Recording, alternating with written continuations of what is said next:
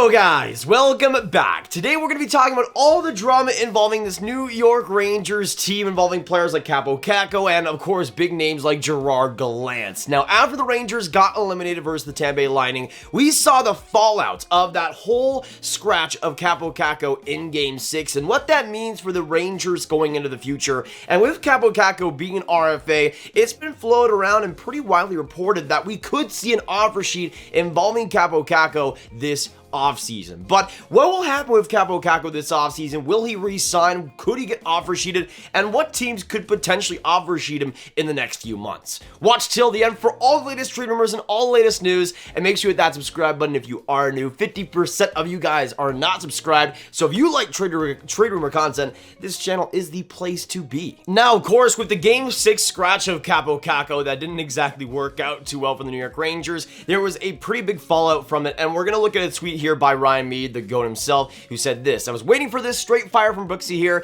If you're Kakko and you're just benched in an elimination game for Dryden Hunt and Strome, who literally couldn't skate, how could you not be asking other teams to come and get you? And this is from a section of Larry Brooks' article at the New York Post, where he said this: the ramifications of Saturday's scratching are unknown, but if Kakko gets to July 13th without an extension, that would likely be a 2-year bridge deal for between $2 million and $2.5 million per.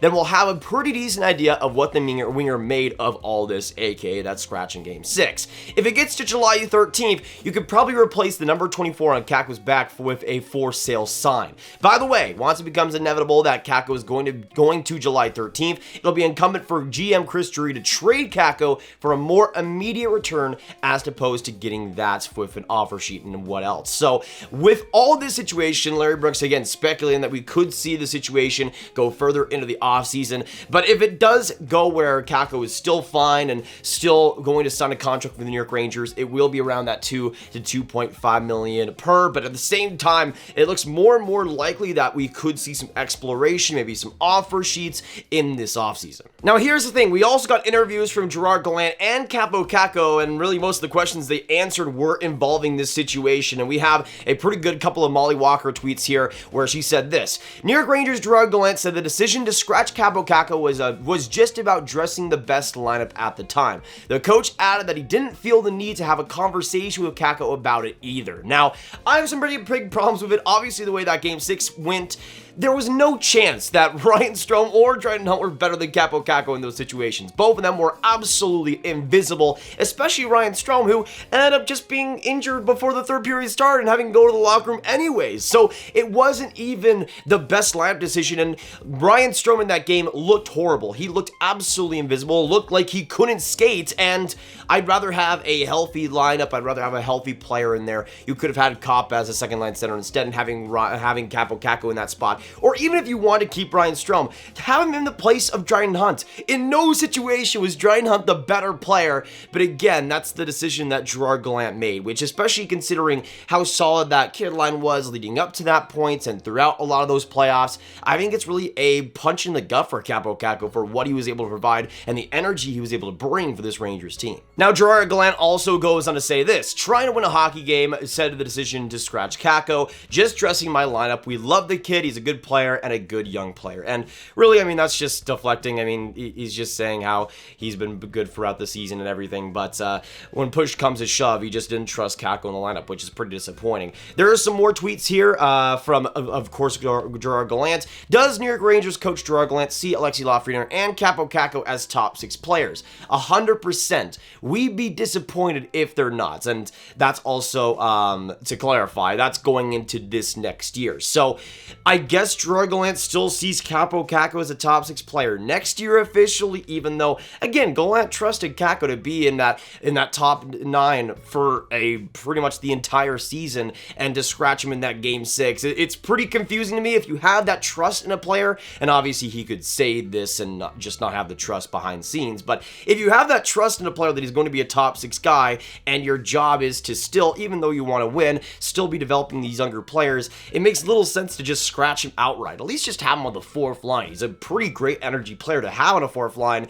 Instead, he picks Dryden Hunt, who will likely be gone after this year. And then we go on to a couple of quotes from Kaapo Kakko himself, who said this: "It's never fun when you're not making the lineup. Wasn't so happy about that." Adds that it was the first time that happened to him, and that's true. I mean, going back to his Liga days, going back to where he's played in the Olympics and everything. I mean, or not in the Olympics, the World Championships. This is a player that's always been at the top of his class, always been at great positions within his teams, and to have that in the biggest game of the season, I would be pretty frustrated too, honestly, if I was Kaapo Kakko. And even though he does go on to say that or it was insinuated that he didn't have much problem with it, at the same time, it does feel like a situation where I think Kaapo Kakko was definitely mad at it, frustrated at Gerard Gallant for it, but he's going to move on from it looks like. Another tweet here from Molly Walker said, Kaapo Kakko said that no one gave him any explanation for the decision to scratch him. He just saw the lineup, which is pretty rough. I mean, nobody needs to have that explanation, but it's also nice to have, especially if you were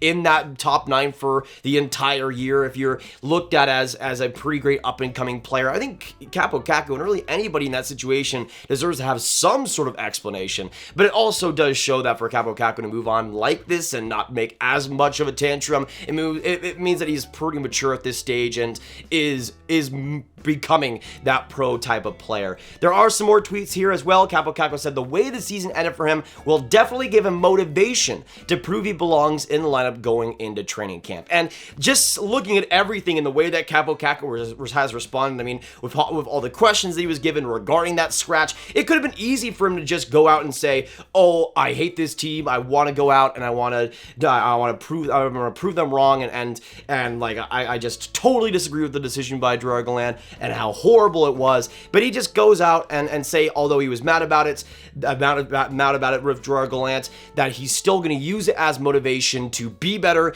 in this offseason, train as much as humanly possible, and be the best player he can going into training camp, whether that's with the Rangers or some other team. Now, we also got some more news from the New York Post article from Molly Walker talking about all the RFA and UFAs on this Rangers team and what could potentially happen to them. And with Kaapo Kakko, she said this: Kakko getting scratched for Game 6 Saturday night raises questions regarding his future with the team. The Rangers, however, can't afford to lose a player who would certainly fit under their cap budget. Ideally, the Rangers want to sign the Finnish winger to a 2-year bridge deal in the $2 million to $2.5 million range. But should Kakko wish to entertain offer sheets, which could fall between $4.2 million and $6.3 million, the Rangers wouldn't be able to match that. And that is the most interesting quote.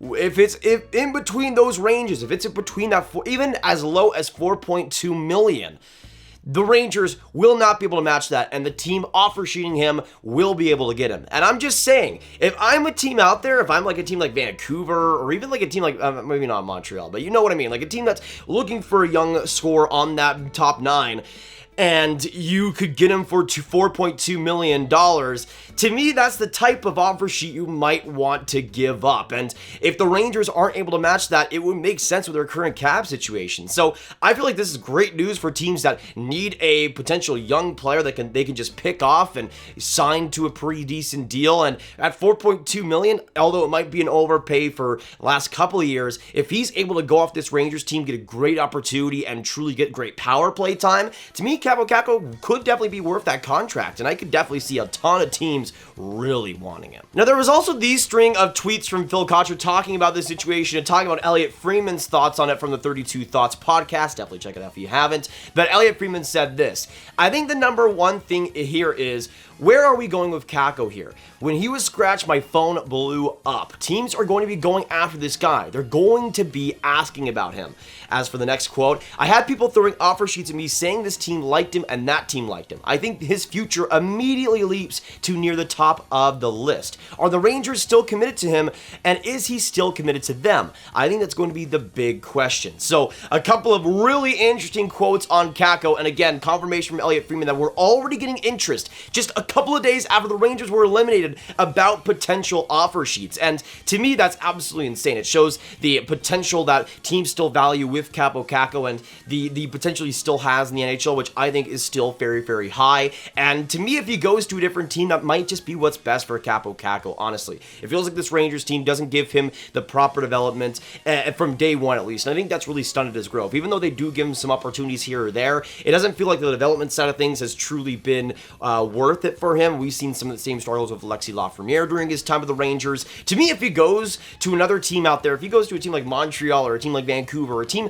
that could really develop young, solid European forwards, to me, that's exactly the situation that Kaapo Kakko kind of needs to go to for him to truly unlock his offensive potential. He's already shown a lot physically. He's already shown a lot how much he's improved defensively and improved on the forecheck and how hard he can be to play against. But at the same time, his skating does still need work, and his offensive impact and explosiveness still needs a lot of development and a lot of work to go. So to me, if he goes to a different team, it's not too late to salvage his offensive game. And for teams out there looking for an offer sheet, he'd be a pretty easy player to get and a pretty easy player to put in your system and immediately have some good results. But of course, you look at Kaapo Kakko as a 21-year-old, 6'3" forward, still has some great meat to him and some great size to him. And in the playoffs, got 5 points, 19 games played. But again, was playing on that third line for the most part, was getting no power play time, but was still such an important part of that kid line and was really pushing play so well. In terms of game score, I saw also he was the 4th best player on the ice in that Tampa series, which just shows how good he was late in that series too. So he still has potential in my opinion. And even though again the stats on paper are disappointing with 18 points in 43 games, to me there's still something to unlock there, and there's still explosiveness to unlock with just how good he was in the league and how dominant he can be. To me, there's still a player there. And you look at the rest of the points and the rest of everything, it's obviously not amazing still, but you look at things in 2020, he got 23 points in 66 games, 17 points in 48 games. To me, there's still something there, and to me, there's a player that can push play, that can be so good physically and be so consistent too. And it would just be a shame, man, if he, I obviously want him to stick with the Rangers and be fantastic here, but I think the writing is just on the wall, whether there's still a relationship there or not. To me, I think that Game 6 scratch just shows the Rangers aren't committed to Kaapo Kakko's development, and that for his personal sake, he should go elsewhere. And to me, it's a business. For Gerard Gallant, I don't blame him for going for the lineup that he thinks is best, even if it didn't work out. But I feel like there's a team out there that can offer sheet him, that can get him, that can make him the player he needs to be. And I just don't think the Rangers and what they've shown have shown they are committed to his development and develop him first things first. And I think there's a team out there that could really use a player like that on that middle six especially, and can develop him right. Now, as for teams that could actually go get him, I ended up proposing this on the last stream we did, but I'm just saying, the New Jersey Devils with Jack Hughes will be pretty fun to watch. Even if it doesn't seem like it's going to happen, it'd still be pretty fun. As for other teams out there that could get him, again, I think the Vancouver Canucks make a lot of sense with how many Europeans are already building with, and I think alongside a guy like Elias Pettersson, that would be a really interesting pairing to see, and they're obviously trying to go for a lot more youth in that system right now, and they're trying to save as much cap space as possible, which, even though offer sheeting Kaapo Kakko and you might overpay him there, it would still set him up for a pretty decent run with him. Other teams that I think could make sense, I think maybe Seattle could potentially go for him, but again, with the offer sheet prices, who knows if they actually do that. There's other teams out there, especially for a right winger, that I think make a lot of sense. Again, I don't think the Montreal Canadiens make perfect sense, but maybe a team like Columbus that's in need for some forward help there could end up doing that. Again, the Devils I think would be very fun with him. The Toronto Maple Leafs I think could make a lot of sense if they're looking for wingers, if they're looking for cost-effective guys. He could fit there, though again, the cap space is a little bit of an issue there. They could maybe just trade for him instead of offer sheeting him. Other teams out there, I think Detroit would make a lot of sense too. A lot of teams out there looking for some youth and looking for just an option on that right wing, and you could have something there. To me, there's a lot of teams out there that are going to really love him if they do acquire him. And again, for Kaapo Kakko's sake, I think what's best is a trade or an offer sheet. It sucks to say, but it feels like the writing is on the wall that there's a pretty good chance Kaapo Kakko is not a Ranger next season, which makes me so sad. But that'll be it for today, guys. Thank you so much for tuning in. Let us know in the comments down below, what do you guys think of this whole Kaapo Kakko situation? Do you see him getting dealt? Do you see him getting traded? Do you see an offer sheet happening? What would you trade for him as well? Do you see him getting offer sheeted, and where do you see him going? Let me know your predictions down below. Of course, make sure you hit that like like button, hit that subscribe button, hit that notification bell, share this video with all the Rangers fans and hockey fans you guys know online. Click this card for all of my trade rumor content right in one playlist. My name is Nathan. Have a great day, and I'll see you in the next one. Goodbye.